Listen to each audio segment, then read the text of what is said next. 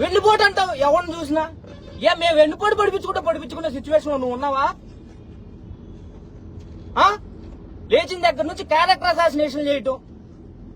అరే బాబు, నీతో పెంట పెట్టుకుంటే మా క్యారెక్టర్ కూడా పోతాయని మా మానాన్ని మా పోతాం. ఎందుకంటే ఈడితోనే కూడా వచ్చింది. ఇంకా మన పక్కన చేరితే ఎవరికన్నా ఇదే కూడా వచ్చిద్దేమోనని అనుకుంటారు. కాబట్టి సహజంగా నీ పెంట నాకు వద్దని నా పెంటలో నేను బుర్లాడుతున్నా.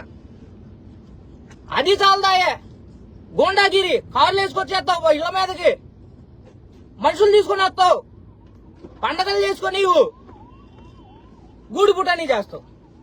చెయ్యి, నువ్వు ఎంతమంది మీద పెట్టి నువ్వు ఎంతమందితో మటరటం చేపిస్తావు చెయ్యి.